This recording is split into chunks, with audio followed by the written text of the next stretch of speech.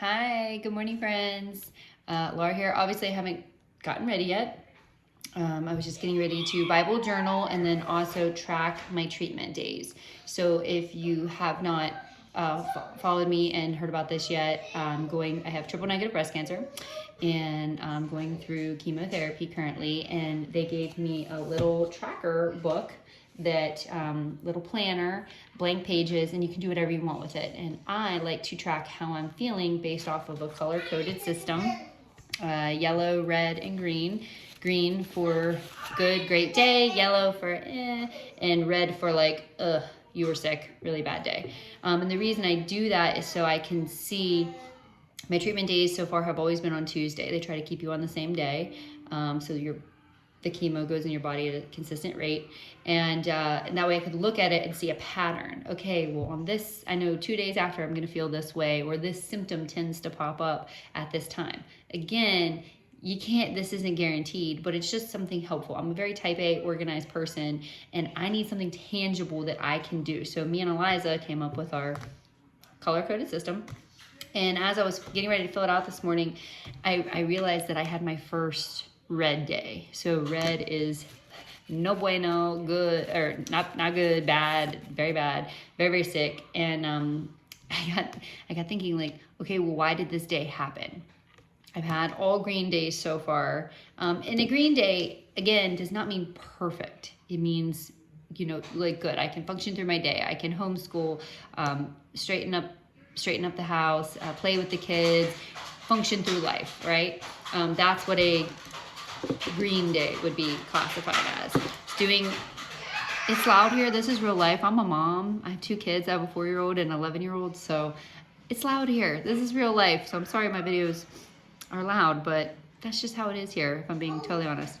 So anyway, I'm going to make a video on maybe later today or tomorrow on my wig that I just got. I got a wig from Georgia Hair Solutions. They were amazing. You never know when you meet people in real life, are they going to be the way they seem online? And I can 100% testify that Diana and Tracy is the second shop owner. They're opening up a new shop in Oklahoma, are both very genuine. Their hearts are so pure. Their hearts bleed for the Lord and for their clients. So be rest assured, if you follow them, Georgia Hair Solutions, they are as authentic and real and lovely just as they seem. I promise you that. Even better in person. Because sometimes you don't know, so I like to, if I get an opportunity, I like to share that. Same thing with the Duck Dynasty guys. Remember I told you about Duck Dynasty? It's just like meeting your pappy. Like they literally are exactly the way they seem on TV, or exactly how they are in real life. So because I was traveling and because I'm going through chemotherapy, going through the airport was very frightening for some people. For me, they were very concerned for me. And I can't live my life in fear. I have to trust that the Lord is going to protect me. Don't have my Bible right in front of me, but there's a scripture, and I can't remember it quote for quote, but it talks about poison and scorpions and how you're not going to be touched.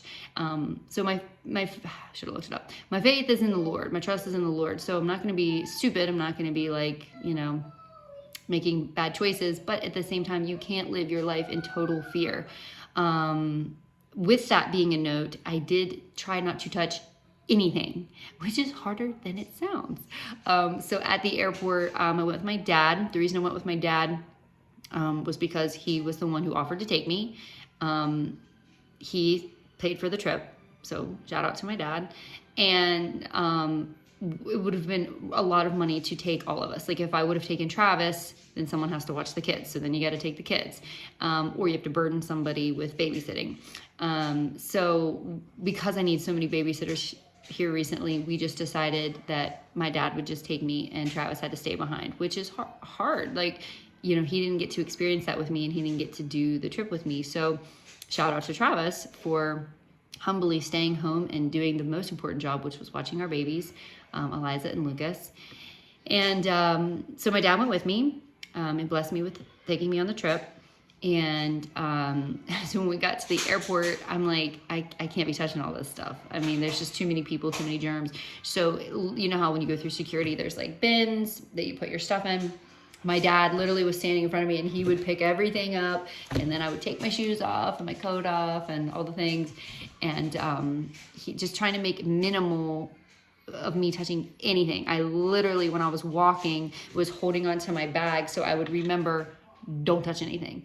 When you get on the tram, it goes pretty quick. And so the first time I got on, I actually held on to my dad. My dad was holding on to the rope and I was holding on to my dad, which people probably thought we were a couple. This is because sometimes people, when we went to the beach this past year, people were like, oh, you and your wife. And he's like, this is my daughter. So people probably thought he was my husband, but I noticed it was going very fast and my dad was like rocking, and my dad has a fake hip and he's got bad knees and he's 61, which is not old, but he's 61. So on the way back, when we flew back from Georgia, I did hold on to the rope, and then I just immediately, as soon as we got off, I washed my hands twice. I washed my hands so much. What, baby? It's okay, just pick it up. Oh, it's sticky? That's not ever what you want to hear from your child. It's sticky. Okay, it's all right. Just come here and get a napkin, baby. We're eating pancakes, so that's going to be interesting. I let him eat it in the living room. Ooh, we'll see how that goes. So anyways, I washed my hands a lot in this trip. So just being mindful of trying not to get close to people, obviously you're on an airplane, you're close to people, you're in a confined cabin, but just trying to use your noodle, trying to be wise, and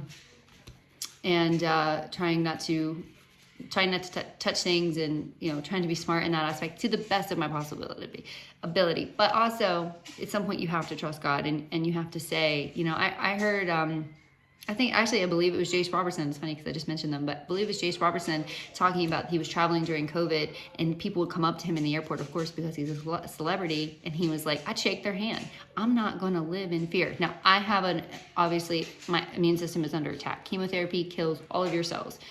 We want it to be very strong and potent. So the cocktail that I'm on is very strong, which is what we want because we want to kill the tumor cells.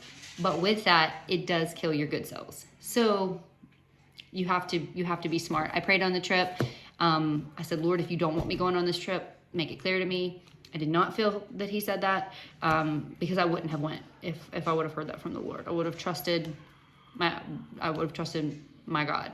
I would have listened to what he told me. I actually personally think he sent me there, and I promise I am getting to this. But he, man, there were so many doors open, and this is going to be for another video, but I actually got to pray with someone in the salon, and I think he sent me there just for that. So that'll be in another video. But God is so cool. He's so good. My oncology nurse is the one who told me about Georgia Hair Solutions, and they are as lovely as they seem.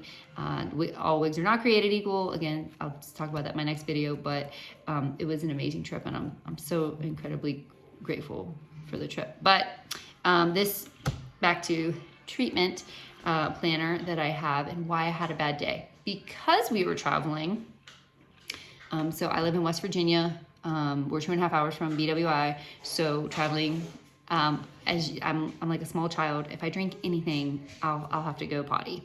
So I purposely did not drink. I drank because of my chemotherapy. I've always been a big water drinker anyways, just because it's healthy for you. Ever since I've done Beachbody since 2016, I always try to get half my body weight in ounces of water a day. Half your body weight in ounces a day.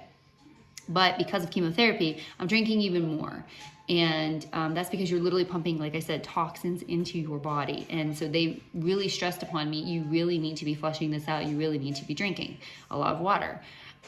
So I have every single day since starting chemotherapy. Like, I don't miss ever.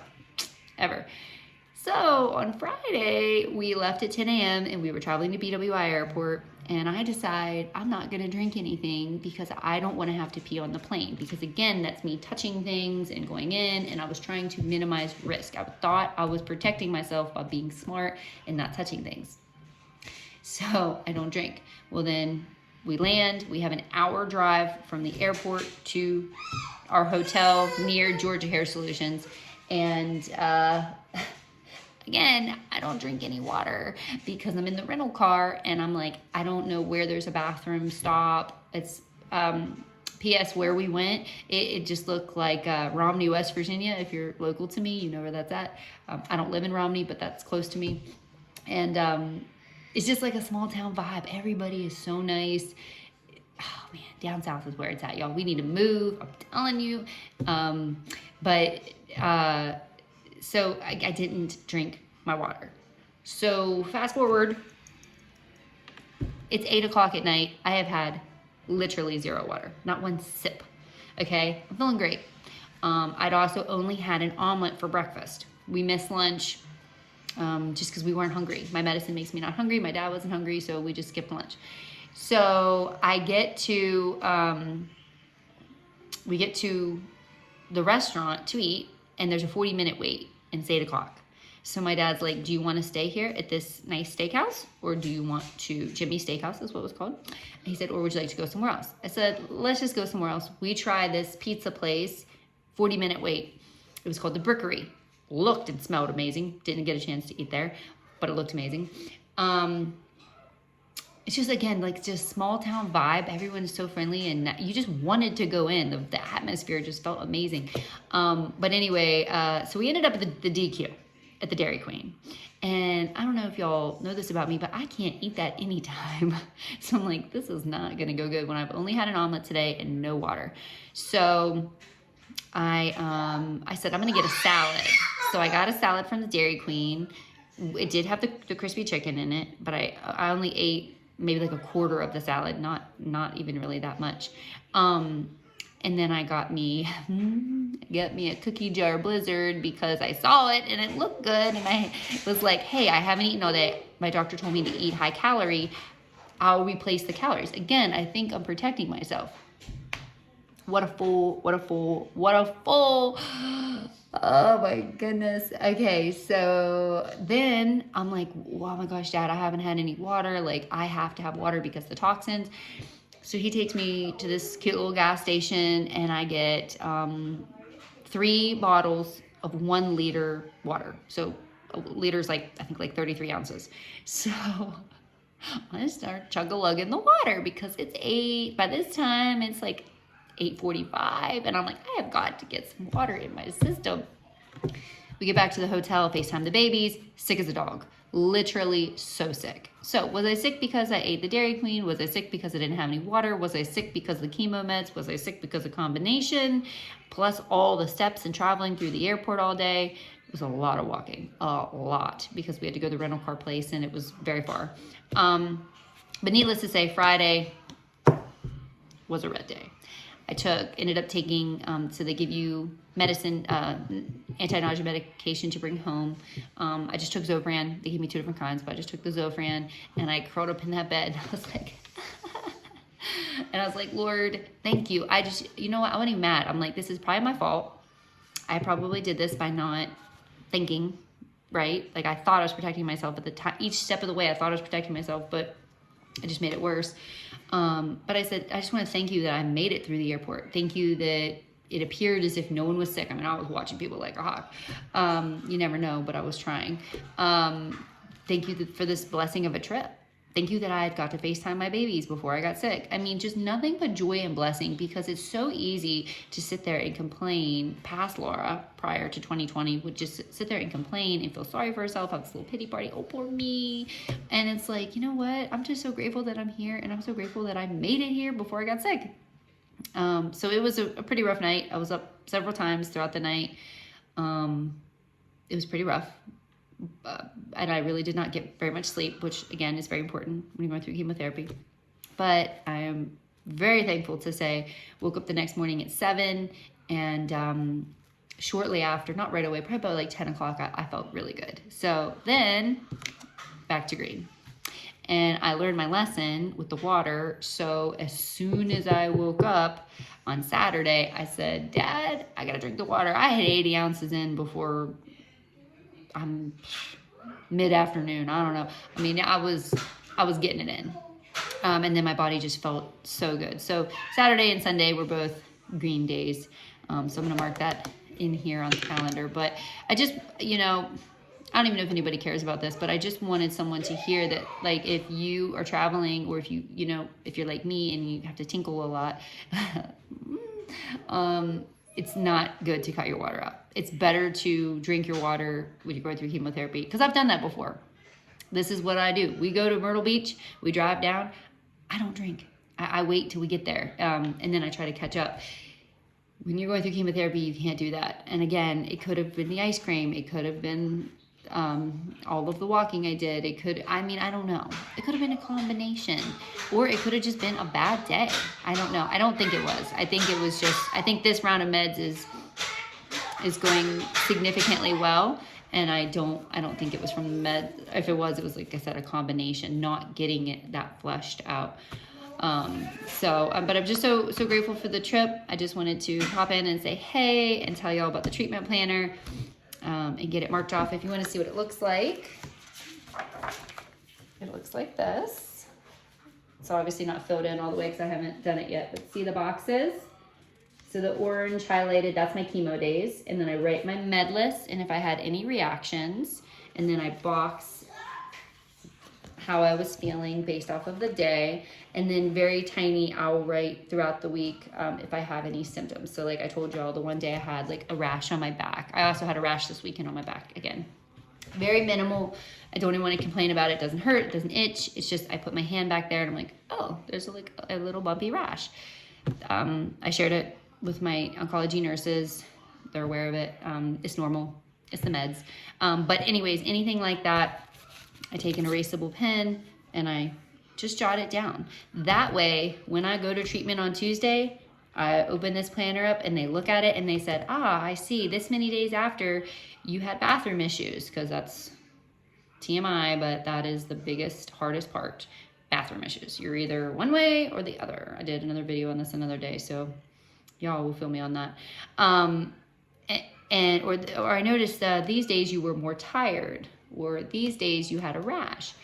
Whatever symptom I have, my teeth were aching on Thursday night. I'm thankful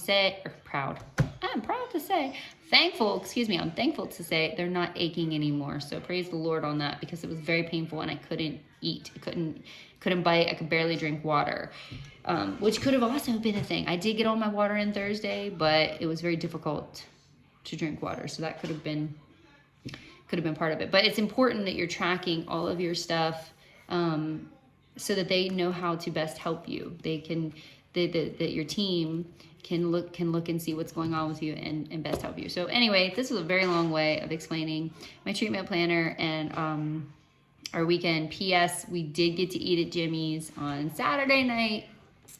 Shout out to Jimmy's Steakhouse. It was so good. And I have to share this with you guys. This is so funny. I ordered a salad and a steak.